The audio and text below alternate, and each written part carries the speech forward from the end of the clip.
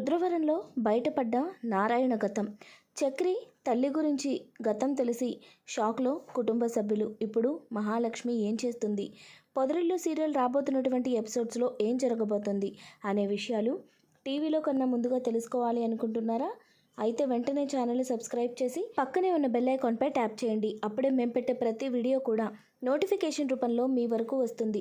వీడియోని లైక్ చేయడం, మీ friends and family మెంబర్స్తో షేర్ చేసుకోవడం మాత్రం మర్చిపోవద్దండి. మీరిచ్చే ఒక్క లైక్ మాకెంతో సపోర్ట్ ఇంకా ఎంకరేజ్మెంట్గా ఉంటుంది.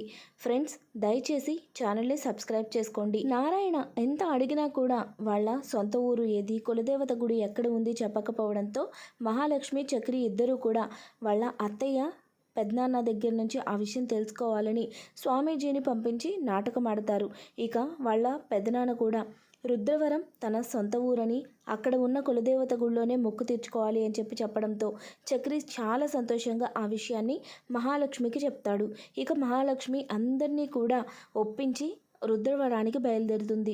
నారాయణ మాత్రం అసలు వద్దంటే వద్దంటాడు, కానీ మహాలక్ష్మి ఒప్పుకోదు. తనని కూడా బలవంతంగా రుద్రవరానికి ప్రయాణం చేయిస్తుంది.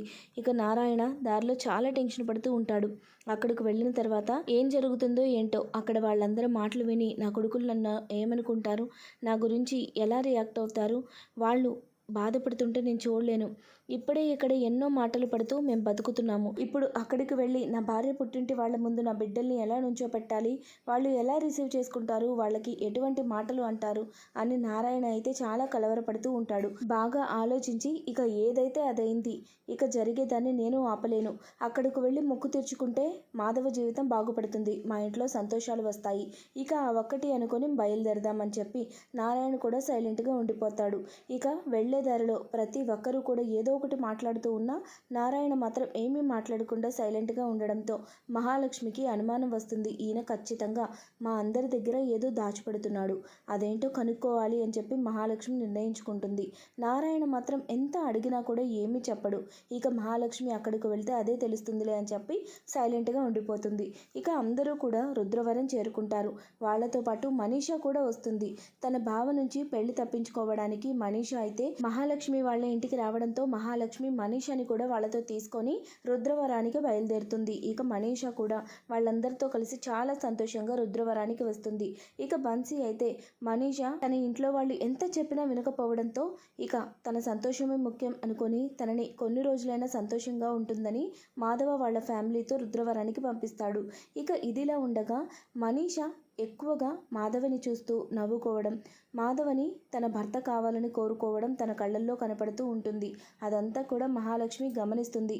మాధవ తన మనసులో ఉన్నాడని మనీషా ఆ ప్రేమను బయట పెట్టాలని చెప్పి మహాలక్ష్మి కూడా ఎదురు చూస్తుంది. అయితే మాధవ్ మాత్రం మనీషాని గౌరవంగానే చూస్తాడు తప్ప తన మీద ఎటువంటి ఫీలింగ్స్ చూపించడు. అయితే మాధవ్ మాత్రం చాలా టెన్షన్ పడుతూ ఉంటాడు.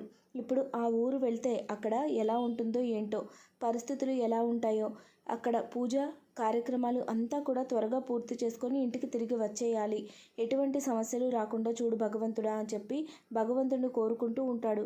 మాధవ కూడా ఏదో ఆలోచిస్తూ ఉండడంతో మహాలక్ష్మికి ఆలోచన వస్తుంది. ఖచ్చితంగా నారాయణ ఎందుకు కంగారు పడుతున్నాడో మాధవకు తెలిసే ఉంటుంది అని చెప్పి అనుకుంటుంది. ఇక అక్కడికి వెళ్ళిన తర్వాత నిజాలు ఎలా బయటపడతాయో నేను చూస్తాను, ఇప్పుడు వీళ్ళు అడిగినా ఏం చెప్పరు అని చెప్పి సైలెంట్గా ఉండడంతో ఇక మహాలక్ష్మి ఆలోచనలో ఉండడం చూసిన చక్రి, ఎందుకండి ఏం ఆలోచిస్తున్నారు, దేని గురించి ఆలోచిస్తున్నారు, ఇప్పుడు మనం వెళ్తున్నాం కదా, ఖచ్చితంగా అక్కడ మొక్కు తీర్చేసుకొని మనం తిరిగి వచ్చిన తర్వాత అన్నయ్యకు మంచి సంబంధం చూసి పెళ్లి చేసేయచ్చు. ఇక మన ఇంట్లో అన్ని సంతోషాలే, ఎటువంటి బాధలు ఉండవు. అన్నయ్య పెళ్ళైన తర్వాత కేశవకి, శైలుకి పెళ్లి జరిపించాలి. అలాగే మనమిద్దరం కూడా భార్యాభర్తలుగా ఒక్కటయ్యే రోజు ముందుంది. మనకు అన్ని సంతోషాలే అని చెప్పి చక్రి మహాలక్ష్మితో కలిసి ఉన్నట్టుగా ఊహించుకుంటూ సంతోషపడుతూ తనలో తనే నవ్వుకుంటూ ఉంటాడు. అది చూసిన మహాలక్ష్మి, ఏంటి తెగ పగటి కలలు కంటున్నట్టున్నారు, దేని గురించి ఆలోచించి నవ్వుకుంటున్నారేంటి, అది మాకు కూడా చెప్తే మేము కూడా నవ్వుకుంటాం కదా అని అడగడంతో చక్రి అయితే, అది కానీ మీకు తెలిస్తే ఇక్కడే పడేసి నన్ను కొడతారు, ఇంకా మీకు చెప్తే నవ్వుకోవడం ఎక్కడా అని చెప్పి చక్రి తడబడుతూ ఏం లేదండి, ఏం లేదు, ఏదో ఆలోచిస్తూ అలా ఉన్నానంతే అని చెప్పి కవర్ చేస్తాడు. కేశవ కన్నా మాత్రం వీడు మహాలక్ష్మి గురించి ఆలోచిస్తున్నాడు, కలలు కంటున్నాడు అని అర్థం చేసుకొని మాకు అర్థమైందిలే అంటూ చక్రిని ఉడికిస్తూ ఉంటారు. ఇక ఇలా సంతోషంగా నవ్వుకుంటూ ఆనందంగా రుద్రవరానికైతే చేరుకుంటారు. అక్కడికి చేరుకున్న తర్వాత నారాయణ కారులో నుంచి దిగి చాలా టెన్షన్ పడిపోతూ ఉంటాడు. అక్కడకు వెళ్ళిన తర్వాత గుళ్ళో పంతులు గారిని కలిసి మొక్కు తెచ్చుకునే పద్ధతి ఏంటి, ప్రాసెస్ ఏంటి అని అడగడంతో పంతులు గారు కొన్ని రోజులు ఇక్కడే ఉండి రోజుకొక కార్యక్రమం చేయాలి అని చెప్పడంతో వాళ్ళందరూ కూడా షాక్ అవుతారు. ఏంటి, మొక్కు తీర్చుకోవడానికి ఇన్ని రోజులు పడుతుందా? అప్పటి వరకు మేము ఎక్కడ ఉండాలి, ఎలా ఉండాలి అని చెప్పి పంతులు గారిని అడుగుతూ ఉండగా, ఇక్కడ మీకు తెలిసిన వాళ్ళు ఎవరూ లేరా? ఇది మీ కులదేవత గుడి, సొంత ఊరు అని చెప్పారు కదా, అంటే ఖచ్చితంగా ఇక్కడ మీకు చుట్టాలు ఉండే ఉంటారు కదా అని చెప్పి పంతులు గారు అంటూ ఉండగానే అక్కడకు ఒక భార్య భర్త వస్తారు.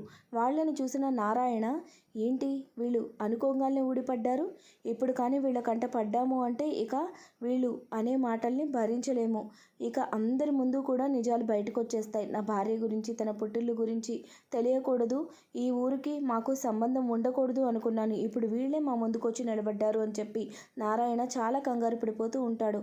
అతని కంగారు చూసిన మహాలక్ష్మి అయితే, ఏంటి అంత టెన్షన్ పడుతున్నారు, వాళ్ళు మీకు తెలుసా అని అడుగుతూ ఉండగా ఆ వచ్చిన భార్యాభర్త ఇద్దరు కూడా నారాయణ ముందుకు వచ్చి నుంచొని, ఏంటి చానాళ్ళ తర్వాత ఈ ఊళ్ళో కనపడ్డావు, వీళ్ళందరూ నీ పిల్లలా అని చెప్పి అడుగుతారు.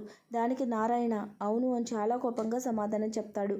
అప్పుడు ఆవిడ, ఏంటి ఇక్కడికి వచ్చారు, ఇంటికి రాలేదే, ఇన్ని సంవత్సరాల తర్వాత ఊళ్ళో అడుగుపెట్టి కూడా మా ఇంటికి రావాలి అనిపించలేదా అని నారాయణను అడుగుతుంది. దానికి నారాయణ వెటకారంగా, ఎవరున్నారని రావాలి, ఈ ఊరికి మేము గుళ్ళోకి వచ్చాం, మొక్కు తీర్చుకోవడానికి వచ్చాం అంతే తప్ప మీ ఇంటికి రావాలి, ఏదో మిమ్మల్ని చూడాలి అని కాదు అని చెప్పి అంటూ ఉండగా దానికి మహాలక్ష్మి, వీళ్ళు మీకు బంధువులు అవుతారా అని చెప్పి అడుగుతుంది.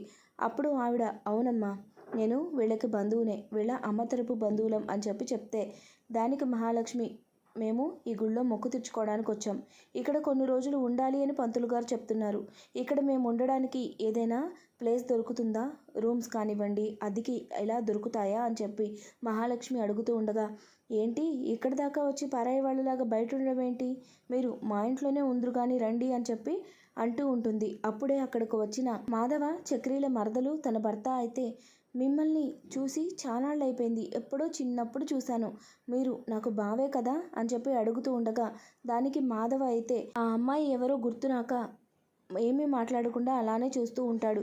ఇక ఆ అమ్మాయే కల్పించుకొని, ఏంటి బావా ఇన్ని సంవత్సరాల తర్వాత ఊళ్ళోకి వచ్చారు, మా ఇంటికి రాకుండానే వెళ్ళిపోతారా, మా ఇంటికి వెళ్దాం రండి, ఇక్కడ మీకు మేమున్నామని మర్చిపోయారా అని చెప్పి చాలా ఎమోషనల్గా మాట్లాడి మహాలక్ష్మి చక్రి వాళ్ళందరినీ కూడా వాళ్ళ ఇంటికి తీసుకువెళ్ళిపోతుంది.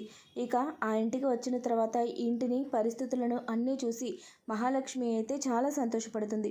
పల్లెటూరి వాతావరణం ఇలా ఉంటుందా, చాలా అందంగా ఉంది ఈ ప్రదేశం, నాకు బాగా నచ్చింది అని చెప్పి అంటూ ఉండగా నారాయణ మాత్రం, ఊరికేం బాగానే ఉంటుంది, మనుషులే దుర్మార్గులు, చాలా జాగ్రత్తగా ఉండాలి, ఇక్కడ ఎవరు చెప్పిన మాటలు వినకండి, వచ్చిన పని చూసుకొని త్వరగా వెళ్ళిపోదాం అని చెప్పి అంటూ ఉండగా లోపల నుంచి బయటకు వచ్చిన ఆవిడ, ఏంటి ఏదో అంటున్నట్టున్నావు, నీ గురించి నిజాలు బయటపడిపోతాయని భయపడుతున్నావా, నీ కొడుకులకి నీ గురించి ఇప్పటి వరకు ఏమీ తెలియదు అనుకుంటున్నావా, చెప్పడానికి నేనున్నాను కదా అని చెప్పి అంటూ ఉంటుంది.